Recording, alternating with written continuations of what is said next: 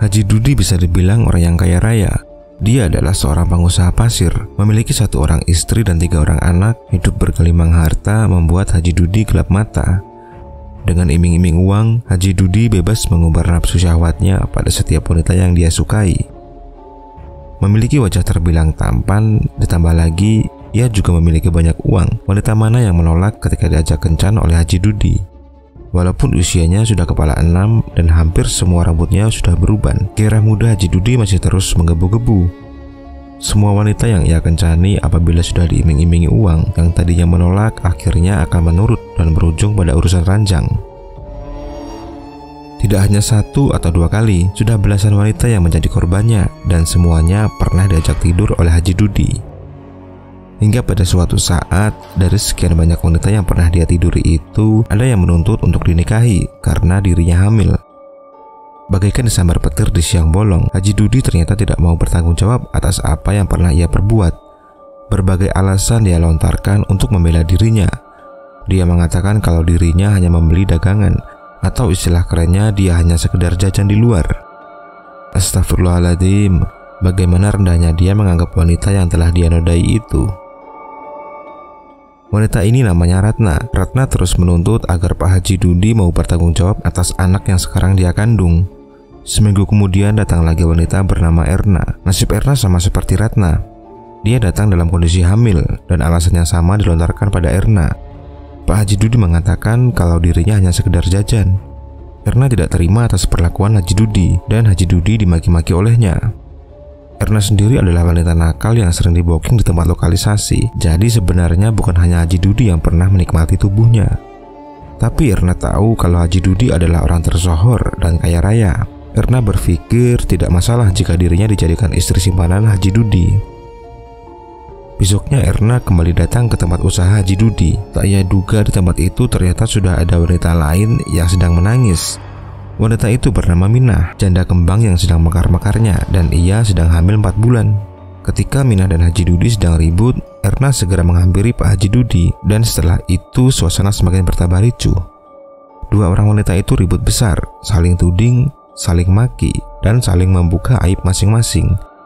Tambang pasir milik Haji Dudi seketika berubah menjadi ajang keributan. Ajang memperebutkan seorang Arjuna yang ternyata buaya dan pengumbar nafsu syahwat. Entah sudah berapa ratus juta duit yang Haji Dudi keluarkan untuk menyelesaikan urusan wanita-wanita yang telah ia tindih dan hamil. Semua kejadian itu tidak membuat Haji Dudi sadar dan bertaubat. Haji Dudi tidak pernah berhenti mengumbar nafsu syahwatnya yang terus menggebu-gebu. Selama dirinya memiliki banyak uang dan senjata miliknya masih bisa tegang, dirinya akan semakin gila pada kaum hawa. Nasib istri Haji Dudi juga tidak kalah mengenaskan. Pasangan suami istri ini sudah lama tidak harmonis karena kelakuan suaminya yang doyan jajan di luar. hingga menularkan penyakit kelamin pada istrinya. Semenjak istrinya tertular penyakit tersebut, ia tak mau lagi melayani kebutuhan biologis suaminya. Tahun 2006, usaha pasir milik Haji Dudi bangkrut. Usahanya bangkrut karena Haji Dudi selalu menghambur-hamburkan uang. Ketika usahanya sudah tidak berjalan lagi, Haji Dudi kembali ke istrinya. Hubungan mereka sudah lama tidak harmonis sejak lama. Hidup dalam satu rumah, Haji Dudi dan istrinya tidak pernah bertegur sapa. Bahkan untuk makan, Haji Dudi lebih memilih makan di luar rumah. Hari berganti hari hingga pada akhirnya ketika Haji Dudi sedang makan di warung, Haji Dudi tidak sengaja mendapatkan informasi tentang tempat keramat yang bisa membantu manusia jadi kaya raya dalam sekejap.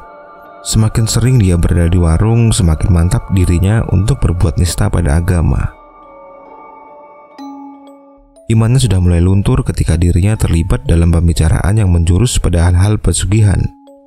Pada tahun 2007, tepatnya bulan Februari, di rumah sesepuh di kota Kutoarjo, Jawa Tengah, Haji Dudi mendatangi rumah sesepuh yang bernama Mbah Hadi. Haji Dudi bercerita tentang usahanya yang sudah bangkrut dan meminta kepada Mbah Hadi untuk membantunya melakukan ritual di Keramat Bulus Jombung. Mbah Hadi dan Haji Dudi akhirnya sepakat untuk melakukan ritual keramat itu esok harinya, tepatnya malam Jumat Legi. Pagi harinya Mbok Rasmina sudah ke pasar membeli seluruh peralatan yang nantinya akan digunakan untuk ritual. Seharian Mbok Rasmina mempersiapkan acara ritual untuk Haji Dudi. Sore harinya diadakan acara selamatan kecil di rumah Mbah Hadi dengan nasi tumpeng dan lauk pauk sederhana. Selamatan ini adalah sebagai ijab kabul niat Haji Dudi yang hendak melangsungkan pernikahan gaibnya dengan seorang peri yang masih dirahasiakan.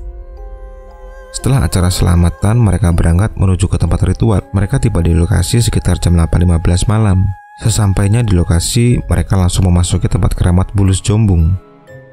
Di sepanjang jalan yang dilaluinya, hanya terlihat ratusan makam yang sudah berusia ratusan tahun. Makam keramat itu begitu luas dan begitu gelap hingga aura mistis terasa begitu kental. Ketika mereka berada tepat di tengah makam-makam keramat, terlihat sebuah makam alami tetapi tidak berpusara. Disitulah mereka duduk bersila. Sambil menunggu tengah malam, Mbah Hadi menyiapkan sarana ritual. Sesaji yang disediakan sangat komplit. Semua kesukaan Nyi Blorong sudah ada di tempat sesaji. Sekitar jam 11.30 malam, Mbah Hadi mulai mengatur tempat duduknya. Mereka duduk bersila di tengah-tengah makam tua yang paling dikeramatkan di tempat itu. Jam 12 malam ritual dimulai. Diawali dengan membakar dupa dan menaburi minyak apel jin. Bibir Mbah Hadi terlihat komat kamit, pertanda ritual sudah dimulai. Dalam cahaya remang-remang diterangi bulan purnama, mereka duduk bersila tepat di tengah makam tua yang paling ditakuti penduduk setempat. Yang terlihat di sekeliling tempat itu hanya pusara makam berwarna putih. Sebuah titik cahaya berwarna kuning tiba-tiba muncul.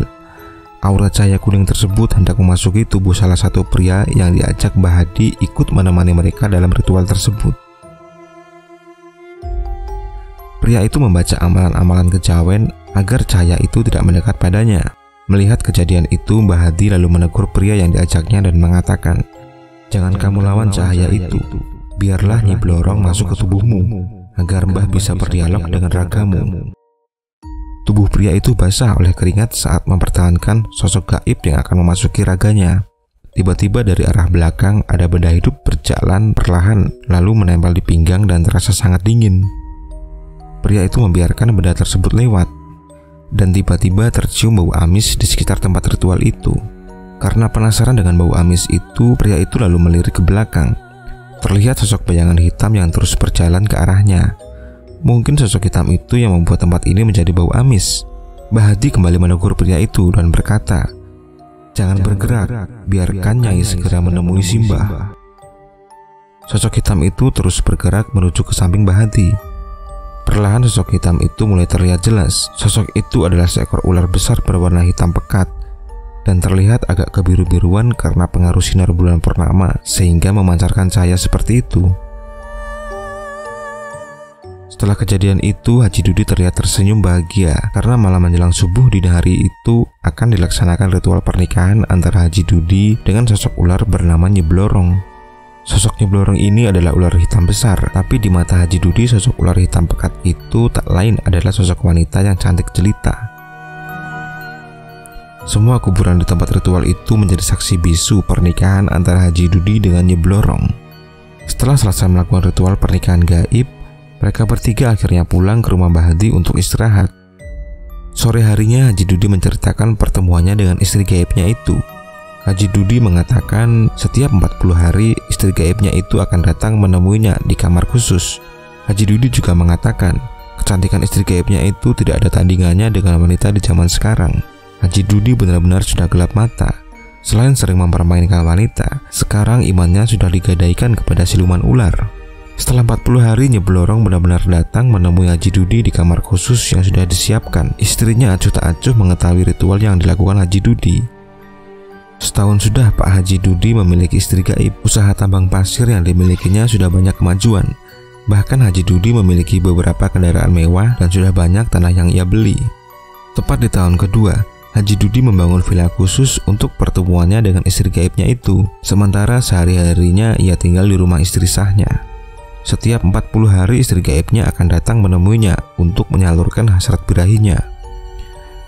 Dalam sekali pertemuan mereka melakukan persetubuhan sebanyak 2-3 kali. Sedangkan untuk melakukan persetubuhan itu dia harus menunggu 40 hari kemudian. Maka dari itu sambil menunggu hari di mana istri gaibnya datang, Haji Dudi melepaskan hasratnya kepada wanita lain lalu meniduri wanita-wanita yang ia sukai. Karena sifat Haji Dudi yang sering mempermainkan wanita dan hasratnya terus bergejolak, disinilah awal bencana itu terjadi. Ketika hasratnya semakin memuncak, Haji Dudi akhirnya main serong dengan wanita yang ia sukai. Dan itu dilakukan bukan kepada satu wanita, melainkan beberapa wanita lainnya. Sudah 3 tahun Haji Dudi hidup bergelimang harta. Dalam setiap usahanya ia selalu dibantu oleh istri gaibnya. Haji Dudi lupa bahwa yang selama ini telah membuatnya kaya adalah berkat ritual pesugihan yang telah ia lakukan dengan Nyi Blorong. Hingga pada suatu malam saat pertemuan Haji Dudi dan istri gaibnya di villa, Haji Dudi menerima perlakuan kasar dari istri gaibnya. Dengan nada marah istri gaibnya berkata, "Salahmu sendiri kan? Kenapa tidak merasa puas denganku?" Malam itu Haji Dudi dipaksa harus melayani nafsu birahi istri gaibnya tanpa henti. Setelah lemas tak berdaya, istri gaibnya itu berkata lagi, "Awas Kang, jangan lakukan itu pada orang lain." Tanpa basa-basi istri gaibnya lalu pergi ke alamnya, meninggalkan Haji Dudi yang lemas tak berdaya. Keesokan harinya Haji Dudi bangun agak siang. Tubuhnya loyo karena malam itu dia harus melayani Nyi Blorong. Bahkan untuk berjalan ke kamar mandi pun dia harus meraih tembok agar tidak jatuh. Memang Haji Dudi yang mata keranjang dan tidak pernah kapok walaupun sudah diperingatkan oleh istri gaibnya. Ulah nakal Haji Dudi pun terulang kembali. Di mana pada suatu hari ketika Haji Dudi sedang pergi mengendarai mobil mewahnya, Haji Dudi melihat seorang wanita yang hendak menyeberang jalan. Dan tepat di depan kendaraan miliknya, wanita itu kemudian meliriknya. Ternyata keduanya saling membutuhkan. Haji Dudi menepikan mobilnya dan berbicara kepada wanita itu. Akhirnya mereka sepakat untuk pergi berdua. Setelah berkeliling, mereka memutuskan untuk pergi ke sebuah hotel. Sebelum mereka sampai ke tempat tujuan, di tengah perjalanan mereka dikejutkan dengan seseorang yang tiba-tiba saja menyeberang jalan. Mobil yang mereka kendarai menjadi tidak stabil dan akhirnya menabrak pohon. Untungnya mobil yang Haji Dudi kendarai tidak melaju dengan kecepatan tinggi, sehingga tidak ada luka serius yang mereka alami. Dengan emosi, Haji Dudi turun dari mobilnya, berniat memarahi orang yang tadi tiba-tiba menyeberang jalan. Anehnya si penyeberang jalan tadi hilang begitu saja. Haji Dudi tidak menyadari kalau itu sebenarnya peringatan dari istri gaibnya. Setelah kejadian itu, mereka kemudian melanjutkan perjalanannya. Ketika sampai di tempat tujuan, mereka kemudian memesan kamar. Setelah keduanya puas, malam itu juga keduanya check out dari kamar hotel. Ketika dalam perjalanan pulang, dari arah belakang datang sebuah truk menabrak bagian belakang mobil yang mereka tumpangi. Mobil mewah itu terpental cukup jauh, lalu menghantam bus pariwisata. Dan truk yang menabraknya tadi tiba-tiba menghantam kembali mobil yang mereka kendarai. Haji Dudi dan wanita itu mati seketika. Tubuh mereka tergencet dan susah dikeluarkan. Dengan bantuan alat berat, akhirnya mobil itu dibongkar paksa untuk mengambil kedua jasad tersebut. Menurut pengakuan supir truk yang menabraknya tadi, dirinya seperti dibayang-bayangi oleh seorang wanita tua, sehingga dia tidak bisa mengendarai truknya dengan normal. Akibatnya mobil yang dikendarai oleh Haji Dudi ditabrak dari arah belakang hingga ringsek.